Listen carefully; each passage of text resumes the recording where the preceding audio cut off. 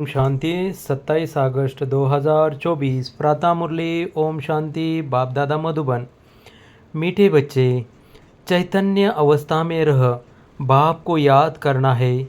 सुन्न अवस्था में चले जाना या नींद करना यह कोई योग नहीं है। प्रश्न: तुम्हें आंखें बंद करके बैठने की मना क्यों की जाती है? उत्तर: अगर तुम आंख बंद करके बैठेंगे तो दुकान का सारा सामान ही चोर चोरी करके ले जाएंगे। माया चोर बुद्धि में कुछ भी धारण होने नहीं देगी। आंख बंद करके योग में बैठेंगे तो नींद आ जाएगी, पता ही नहीं चलेगा। इसलिए आंखें खोलकर बैठना है। कामकाज करते बुद्धि से बाप को याद करना है। इसमें हठयोग की बात नहीं है। ओम शांति। रूहानी बाप कहते हैं बच्चों को, यह भी बच्चे हैं ना, देहधारी सब बच्चे हैं। तो रूहानी बाप आत्माओं को कहते हैं आत्मा ही मुख्य है। यह तो अच्छी रीति समझो। यहाँ जब सामने बैठते हो तो ऐसे नहीं शरीर से न्यारा हो गुम हो जाना है।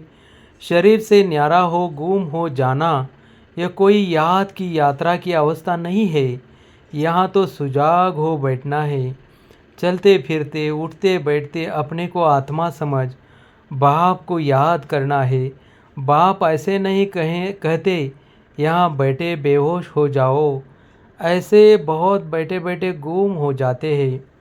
तुम्हें तो सुजाग होकर बैठना है और फिर पवित्र भी बनना है। पवित्रता बिगर धारणा नहीं होगी। किसी का कल्याण नहीं कर सकेंगे, किसी को कह नहीं सकेंगे। खुद पवित्र रहते नहीं और दूसरों को कहते हैं वह तो पंडित हो गया। मियाँ मिट्टू भी नहीं बनना है, फिर वह दिल अंदर खाता रहेगा। ऐसे मत समझो। हम शून्य में चले जाते हैं, आंखें बंद हो जाती है। यह कोई याद की अवस्था नहीं है। इसमें चैतन्य अवस्था में रह बाप को याद करना है। नींद करना कोई याद करना नहीं है। बच्चों को कई पॉइंट समझाई जाती है। शास्त्रों में दिखाया गया है। सातवीं भूमिका में चले जाते उनको दुनिया का पता नहीं पड़ता है। तुमको तो दुनिया का पता है ना। ये छी दुनिया है। बाप को कोई जानते नहीं है। अगर बाप को जानते तो सृष्टि चक्र को भी जान जाए। बाप बतलाते हैं यह चक्र कैसे फिरता है, मनुष्य पुनर्जन्म कैसे लेते हैं। सतयुग में भला बड़ी आयु हो जाती तो भी बदसूरत नहीं होंगे। बाकी सन्यासियों का तो हठयोग, आंखें बंद करना, गुफाओं में बैठे बैठे बदसूरत बन जाना। तुमको तो बाप कहते हैं ग्रस्त व्यवहार में रहते सुजाग रहना है। शून्य में चले जाना यह कोई अवस्था नहीं है। धंधा आदि भी करना है, ग्रस्त व्यवहार भी संभलना है। शून्य में नहीं जाना है। कामकाज करते बुद्धि से बाप को याद करना है। ज़रूर काम करेंगे, आंखें खोल कर करेंगे ना। धंधा आदि सब कुछ करते रहो, बुद्धि योग बाप के साथ हो। इसमें गफलत नहीं करनी है। दुकान पर बैठे आंखें बंद हो जाएगी तो कोई सामान ही ले जाएंगे और पता भी नहीं पड़ेगा। यह कोई अवस्था नहीं। हम देह से न्यारे हो जाते हैं। यह सब हठयोगियों की बातें हैं, रिद्धि सिद्धि वाले करते हैं। बाप तो अच्छी रीति बैठ समझाते हैं। इसमें आंखें नहीं बंद करनी हैं। बाप कहते हैं मित्र संबंधियों को जो बैठ याद करते हो वह सब भूल जाओ। एक बाप को याद करना है। सिवाय याद की यात्रा के पाप कट नहीं सकते। भोग ले जाते हैं, गुम हो जाते हैं। सूक्ष्म वतन में इसमें क्या होता है, जितना समय वहाँ है विकर्म विनाश हो न सके। शिव बाबा को याद कर न सके, न बाबा की वाणी सुन सकेंगे तो घाटा पड़ जाता है। परंतु यह ड्रामा में नूंद है, इसलिए जाते हैं। फिर आकर मुरली सुनते हैं, इसलिए बाबा कहते हैं जाओ, फौरन आओ, बैठो नहीं। खेल पाल करना बाबा ने बंद कर दिया है। यह भी घूमना फिरना रुलना हुआ ना। भक्ति मार्ग में रोलना पीटना बहुत होता है। क्योंकि अंधियारा मार्ग है ना। मीरा ध्यान में वैकुंठ में चली जाती थी। वह योग व पढ़ाई थोड़ी ही थी। क्या उसने सद्गति को पाया, स्वर्ग जाने लायक बनी, जन्म जन्मांतर के पाप कटे? बिल्कुल नहीं। जन्म जन्मांतर के पाप तो बाप की याद से ही कटते हैं। बाकी साक्षात्कार आदि से कोई फायदा नहीं होता।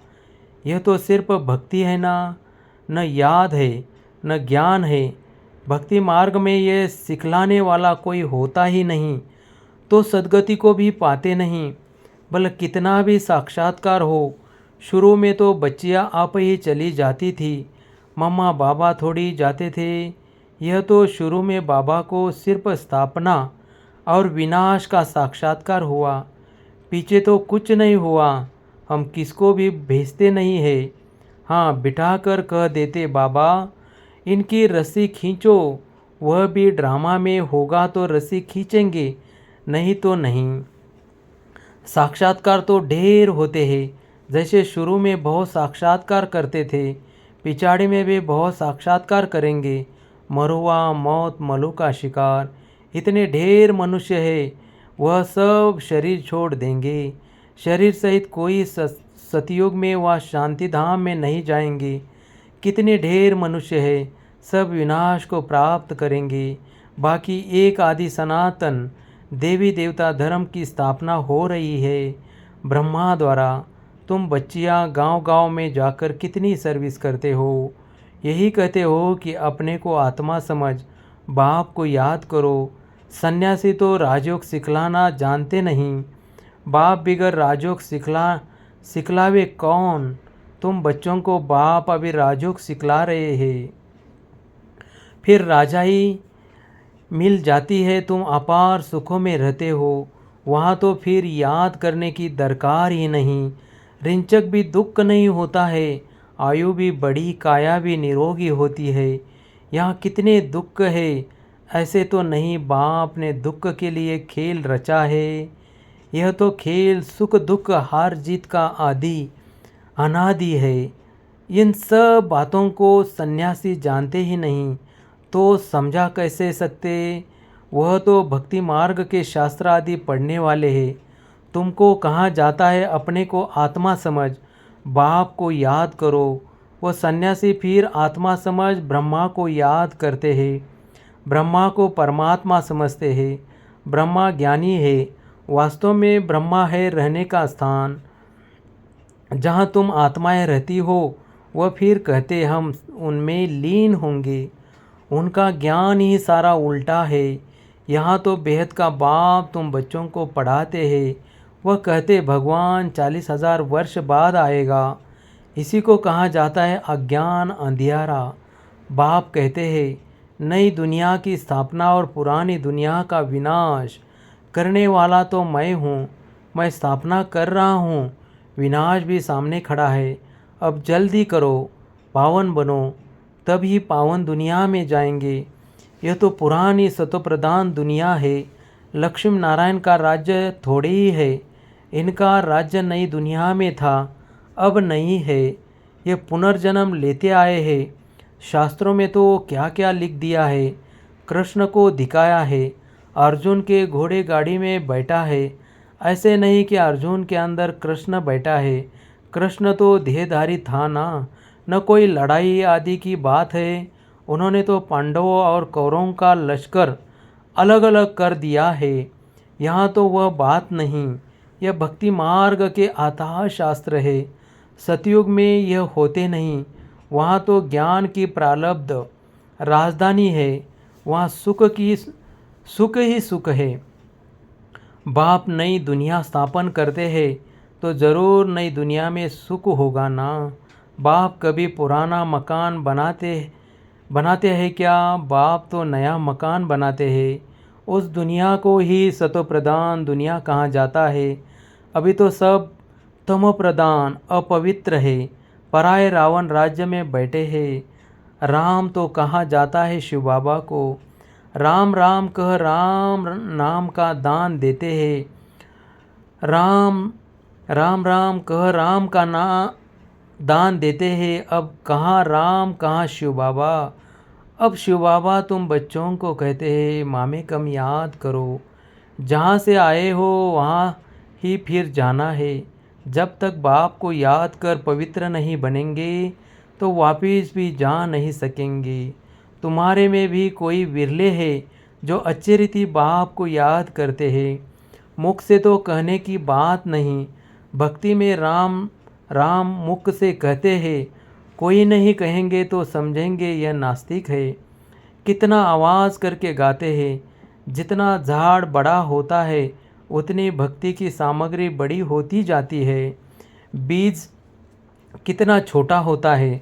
तुमको कोई चीज़ नहीं, कोई आवाज़ नहीं, सिर्फ कहते हैं अपने को आत्मा समझ बाप मुझे याद करो।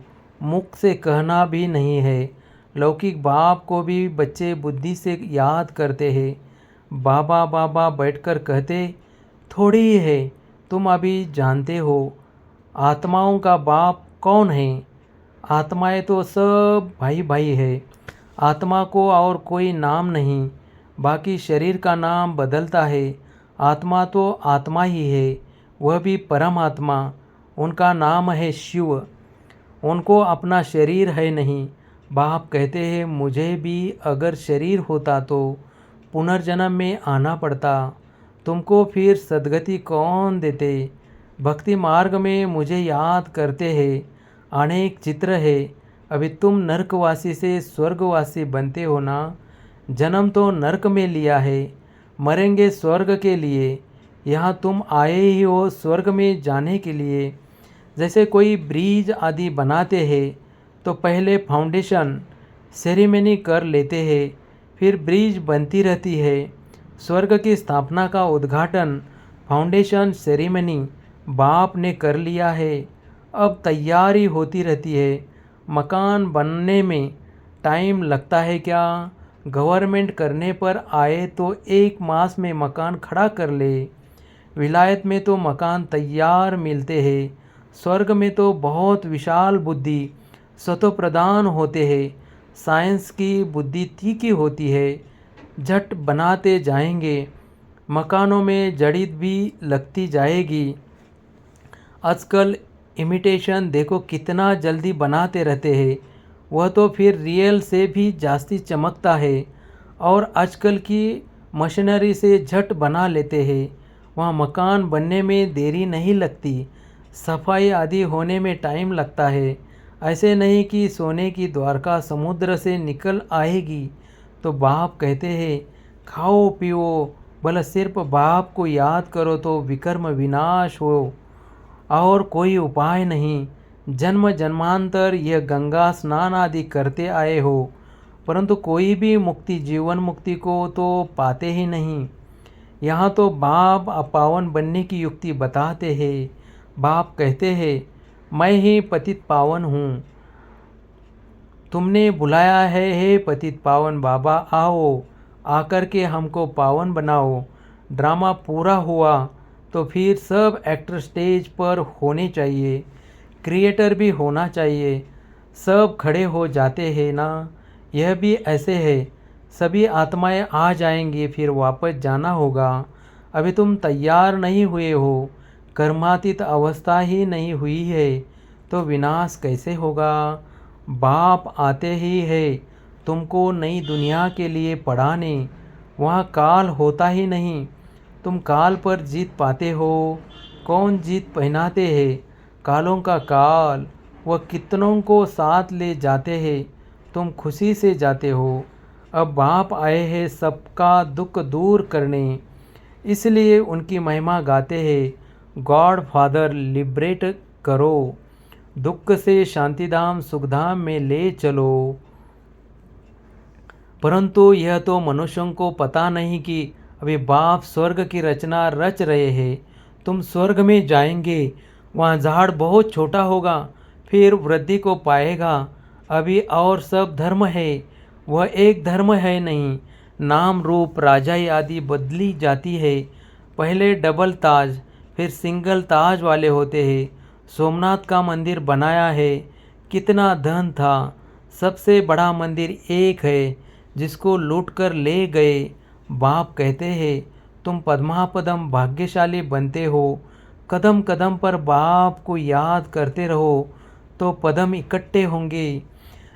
इतनी कमाई बाप को याद करने से होती है, फिर ऐसे बाप को याद करना तुम भूलते क्यों हो। जितना बाप को याद करेंगे, सर्विस करेंगे, उतना ऊंच पद पाएंगे।